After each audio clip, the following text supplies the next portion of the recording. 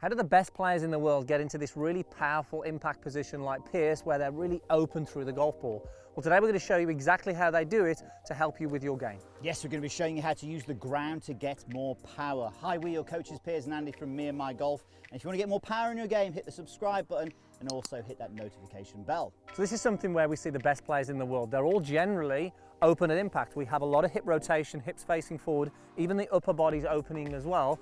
But why do we want to do this? What's it going to do for our golf? Well, look, you know what? It's going to give you more speed. It's going to help with your ball striking. It's even going to help with the club face control through the hitting area. But here's the warning.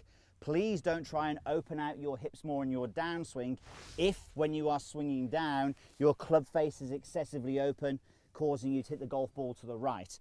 Or you're swinging over the top. Again, trying to open the hips is going to exaggerate this problem. Or even if you're just slicing the golf ball, do not try and open your hips. Make sure that you can get the club face under control, get it squarer, get the club shaft on a shallower plane on the way down. Once you do those two things, then you can put those hips into the shot.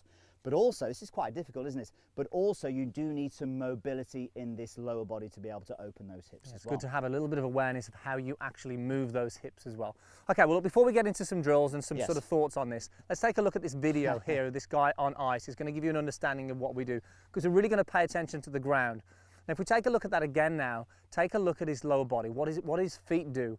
You'll notice as he sort of falls over, his right foot goes back and his left foot goes forward. And this is really going to help you understand really how we use the ground, because the ground is the key thing when we're talking about how we rotate and open the hips, Pierce. I hope he's okay. I hope he made it okay. I think he made par. I'm glad it was him and not me. Okay, well, look, let's just explain what's going on there and then how this is going to help us create some hip turn. Yeah, and look, one thing that I think we would say this is not many people think about the ground. You know, there's more and more research out there to show you, but not many people think about the ground when it comes to opening the hips. But basically what happens, as you can see by the golfer on ice there, what's happening is as I swing down, my right foot is pushing back away from the golf ball. So it's pushing back away from the golf ball, which is actually then pushing my hip forward.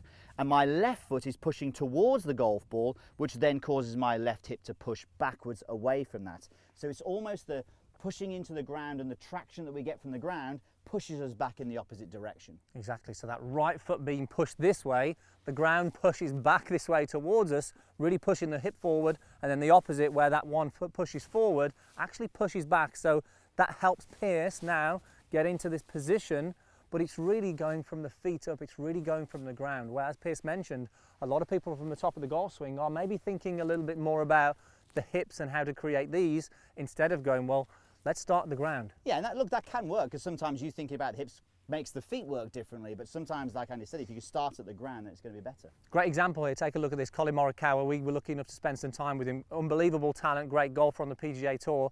Look how much he opens his body. Look how he uses the ground.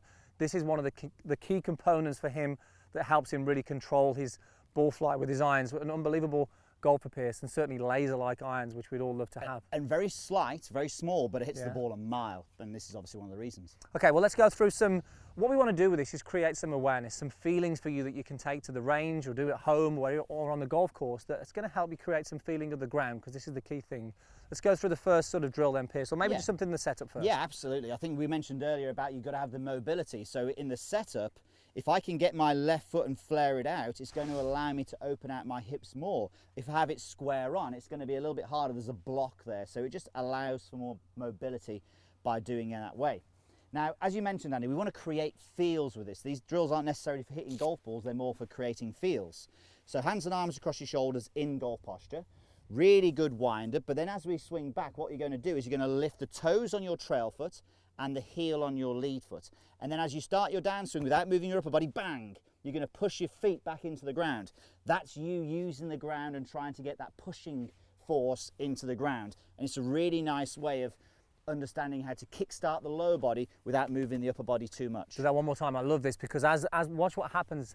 Everything's pushing back, pushing forward now here. Everything's coming forward. Everything's going back here. He's getting that pushing effect that he really needs to create and use that ground. Bit of a workout. The great thing about this, I think, is that when you do these drills, I know when I do them, Pierce, I really feel very powerful, because I'm really engaged. I'm using the ground to create some torque, to create some sort of traction in it here. Yeah, I totally agree, totally agree. And obviously, because this is a power video, Andy, that ball is teed up a little bit higher. But I'm going to get that same sensation when I'm hitting this golf shot.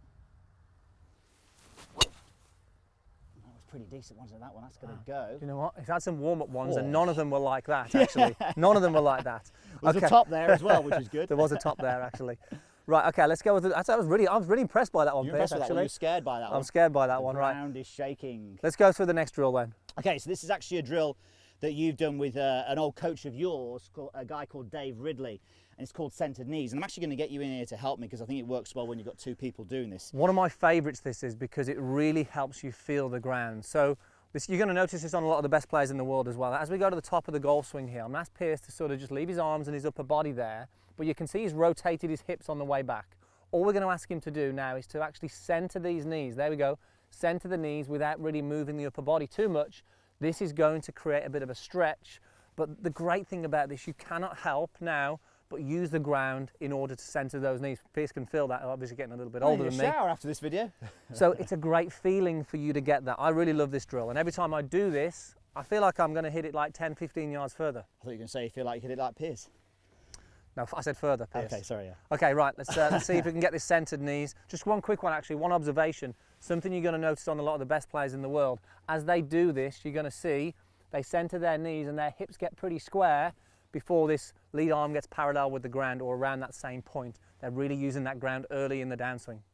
Oh, come on. I feel like I'm doing Pierce, you can't improve on the last one. You know what, I can't really, can I? That was actually really good. Okay, same sensation though, getting that centered knees. You sure about that? Wow. What's going on? What have you done with Pierce? It must have warmed me up though, because normally it takes a little bit longer than this. 3 in a row is going to be hard to do, but we've got one more drill. Yeah, absolutely. This is actually something that we saw from a good friend of ours and one of the best golf coaches in our opinion in the world, Mark Blackburn. Don't tell him we said that. So he works with a lot of tour players. He works with Kevin Chappell. And this is a drill that he does with Kevin Chappell. Takes a little bit of sorting out. And with Kevin Chappell, he actually hits golf balls, but we don't recommend that you do this yourself. And all we're looking to do is, with this alignment stick behind my left foot, my lead foot, is that when I get to the top, I'm going to start down, obviously, by pushing into the ground.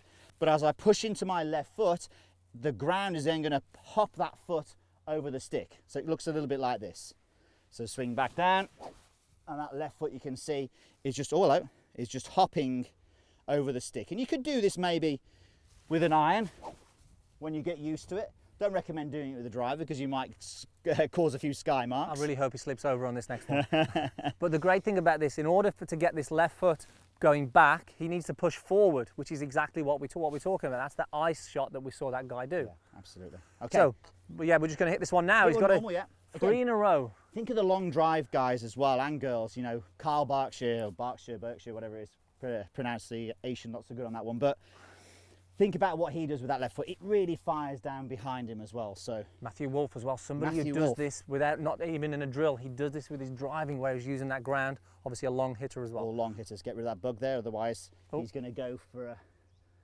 I can't, that's one thing actually, I can't, if there's a bug on the ball, I can't hit it. I feel like I'm committing a crime. Okay, right, come on then, 3 in a row. All right, here we go. I'd like to see this.